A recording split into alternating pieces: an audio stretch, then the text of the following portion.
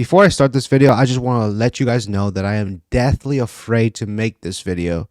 There's nothing making me make this video, but I just, for some reason, I have to make a video about this, and I'm deathly afraid. And not only that, I'm also making this on my second channel because I don't want it to be on my main channel, but I want to have a nuanced conversation about the H3 podcast. I'm a consumer of podcasts, YouTuber podcasts mainly, because I love watching podcasts. Well, I love listening to them. I watch a variety of them, H3 being one of them. And I wanted to bring in nuanced conversation from a casual viewer. I'm not a member of their podcast. I do watch a lot of their podcast, other episodes, but I don't watch them like live. I usually watch the reruns or like the clips, the VOD or whatever, the aftermath of it, because I'm usually busy throughout the day, and then whenever I get time to it, then I watch it. Same thing with other podcasts I do lives. But yeah, H3 is one of those podcasts that I cycle through when I'm, driving, doing things that I want some outside noise. And as a casual viewer, I feel like I need to make some sort of statement about this. I'm not trying to cash that check, as Ethan likes to call it, even though I need this video to be monetized, so hopefully I can cash this check. But anyways, it's more going to be a critique on the crew. But but I'm going to save the best for last, because Ethan, you Zionist, how dare you come after Daddy Hassan? How dare you? But anyways, starting off light with, I feel like me and Ian I feel like Ian's like the employee that, well, I'm not going to say me and Ian. I feel like Ian is the employee that comes to work, clocks in, does work, clocks out, goes home. That's how I personally, that's why I think he's that type of employee. I don't know him personally, but he never talks, which is probably a very good idea. I think out of all of these crew members, Ian is probably the smartest. I never see him in any kind of drama, no dilemma, nothing. Ian, I think also I've been a viewer for a very long time. I used to watch Ethan when I was younger, and also I watched the podcast back in 2017, and when Ian was just the intern. And I'm not gonna lie, Ethan was always making Ian the butt of the joke, picking on him. Now, I'm not saying that he was bullying him, because obviously Ian, he could stand up for his own, and he was taking jokes very good. Actually, he understood when a joke was he understood when things were jokefully and nothing to take seriously. So that was good for him. But that might have actually made him be where he is now and just not even talk through the podcast. I sometimes forget that he's even in the podcast. But besides the point, Ian, you're doing great. You're amazing, bro. Now I'm going to bring it over to another member of the podcast that is paranoid, which is AB. I'm sorry, AB, as a casual viewer, I think you are the personification of the Streisand effect. You're literally, there's times where like you talk, even though Ethan doesn't hear you, you say something. I don't even think the audience hears you or understands what you're trying to say. But then you loop around to like, oh my God, I can't believe I just said that. The subreddit's going to come after me. And everybody's like, well, as a casual viewer, I'm like, what? I didn't even know you said that. What does that even mean? What are you trying to say? But you coming back and making it a big deal that you said something, even though it wasn't like that big a deal, makes it funny. And that's probably why you were a massive vigilante. I think the facts that you're in this huge, one of the biggest podcasts in the world now, and you're still scared of the internet, it kind of shows. But hey, the internet is not for everybody, and hopefully the podcast doesn't mentally drain you. At the end of the day, you're just an entertainer. Don't take it too seriously. Whatever. I mean, it's easier said than done, obviously, but I've been on the internet for 10 years, so I don't take anything that people say seriously. But please don't come at me. Please, I'm deadly afraid that you guys are going to criticize me. Please don't do it. Please, Ethan. All right, let's move on to the next player. The next player is Dan, the producer, the executive producer. Of course, Who could forget Dan? I think Dan, honestly, Dan is the only crew member that is irreplaceable. I feel like every other role, if like let's say tomorrow there was a Google, they said we're losing a member and it was AB, I would be like, oh, that sucks. All right, who cares? If it was Ian, I'd be pretty sad actually. I'd be like, oh, that sucks, but all right, that's all right. The show will be the same. But if they said Dan was leaving the show, I would actually be like, what? What? No way. That is insane because Dan is a wizard for one, but two, Dan brings a lot to the show. He actually contributes a lot of great valid points, and Dan is probably like a great, could be a great, if Dan wasn't so camera shy, like if when he does like those segments where he's like the main, when they were doing that poker era and Dan was running the show, he was very camera shy. You could tell he was nervous and a little antsy, he's not really meant for the spotlight yet. But if Dan was, he could definitely run his own podcast and it would be pretty successful, to be honest. Because Dan, very knowledgeable, and he brings a lot to the show. Now, let's go ahead and bring another person that brings a lot to the show, which is Zach. Zach is probably my favorite member of this whole podcast.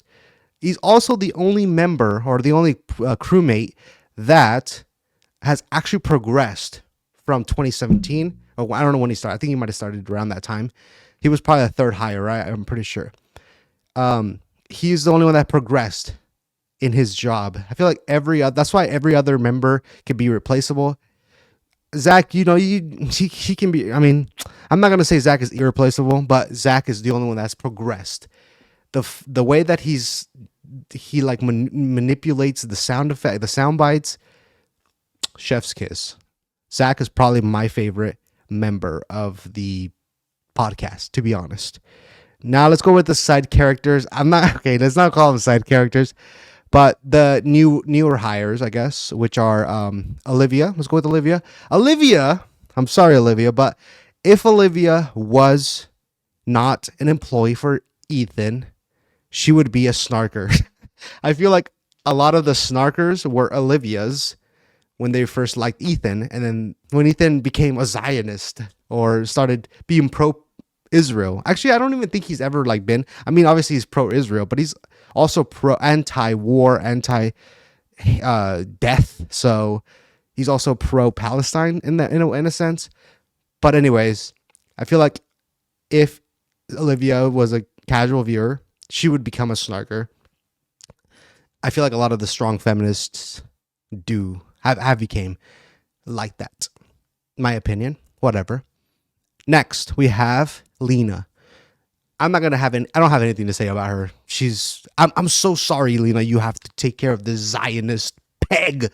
How dare they hire you and make you a slave for a Jewish man? I'm just kidding. I don't have anything bad to say about Lena. I really don't. She's just there. She's doing her job. She does a great job at it. How dare he demand 147 degrees coffee? How dare he? That's slave work. He's making you a slave. How far have we come? I thought he was a progressive man, but my perception has been wrong this whole time. Anyways, shrug it off. Who else is left? Nate. Nate. I mean, he's a new hire. I don't really much know about. The only thing I'm gonna say about Nate is that he doesn't watch Blood In, Blood Out. He doesn't know who the Vatos Locos are. As a Mexican, as a gatekeeper of everything Mexicans should know, and you don't know Blood In, Blood Out, you don't know the Vatos Locos, your Mexican card has been revoked. I'm sorry, my friend. It's in the trash. You're no longer Mexican. You could be Cuban. You know what? We're making you Cuban. How about that? Last but not least, we have the man of the hour, Ethan Kleins. How dare he attack? How dare he be so obsessed and attack Daddy Hassan Biker? How dare he? I cry about it every night. I think about it. Honestly, politics aside, every time I never watched Hassan Piker. Every episode of Leftovers is like this much watched or no watch. I rarely watch the Leftovers podcast. I only did it if I was like super bored. There was no other podcast to watch or listen to. Then I would watch a little bit of it. But even then, I was like super bored. I'm like, fuck this. I don't know. Politics for me, I don't really like, care for it. It's fine. It's good. I like to listen to it just to like hear what's trending, what's going on. Because I'm a news. This is a news channel as well, so I like to know what's going on. But when it comes to politics, I don't really care. Hassan's politics, they might be a little bit more radical than Ethan's. And I agree more with Ethan's politics than Hassan's. I was never a fan of Hassan. I never even knew he existed until the whole Leftovers podcast. And like I said, I'm a casual viewer. And as a casual viewer, I've never commented. I'm not even a member, as a matter of fact. I've never commented. I think I commented on a video once, but never, I'm not a member, so I can't comment on the live streams. And also, Teddy Fresh, I bought it back when it was new. I think it was like, I bought one in 2017 when it first was a very trending. It was like very popular on TikTok. A lot of people were wearing it. And I was like, sure, I'll get some Teddy Fresh. But back then it was so new that it was dog shit. I'm not gonna lie. I bought a color block hoodie. When it came, it was fine when it first came. The first wash, it faded and it shrunk. And I was like, this is dog shit. I mean, I haven't bought one since, but I'm sure if I bought one now, 7-8 years later, it's probably like great quality. I'm sure they've upgraded the quality since then. But back then, that was a dog shit hoodie back then. So this is my message to Ethan. As a casual viewer, some of my favorite episodes are the skits. I love when skits happen, whether it's like seeing who's high or dressing up or whatever. It doesn't matter what it is. The skits are what's funny. But the recent Crashout, it's a little cringy to watch, but I feel like there's something that he hasn't said. Like, I feel like in order for him to be this distraught over someone's opinion, because he doesn't really get hurt by other people's opinion, but his son's opinions for some reason are like super like cutthroat and they're deep. Whatever it is, it's like, I don't know what it is. I'm like, usually he doesn't stoop this low to anybody's opinions about him and his life, but for some reason Hassan just has this chokehold on him. It's weird. I don't know. I'm sure we will know once he has this one long ass video he's gonna make, kind of like a content nuke on that he did on Keemstar. It's weird. I don't know. Well, I guess we're gonna find out what has this choke on him. I'm either that or like Hassan has like nudes of him or something and he wants to expose him. But it's weird. It's pretty weird how he called him a best friend. He's like, oh, we're good for the longest time. Nah, even after Frenemies was over, he said, we're good. There's nothing going on. We're fine. We're still friends. And literally 2 or 3 weeks later, full 180. He's the worst person I ever. Man, I'm gonna do a content nuke. The fact that he's doing a content nuke is crazy because he only does that with people that he absolutely hates. Keemstar being one of them.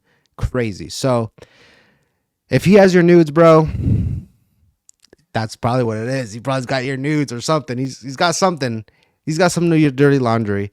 And I don't know if he's scared, but I've never seen that from Ethan before, where another content creator's opinions are making him crash out on the internet. Maybe since there's a ceasefire going on, maybe the ceasefire will be with Hassan and Ethan too. We'll see, I guess. If you guys watch this video, please don't come for me. I'm deadly afraid of this channel getting tons of comments and views. Please, I do not want views or comments in this video.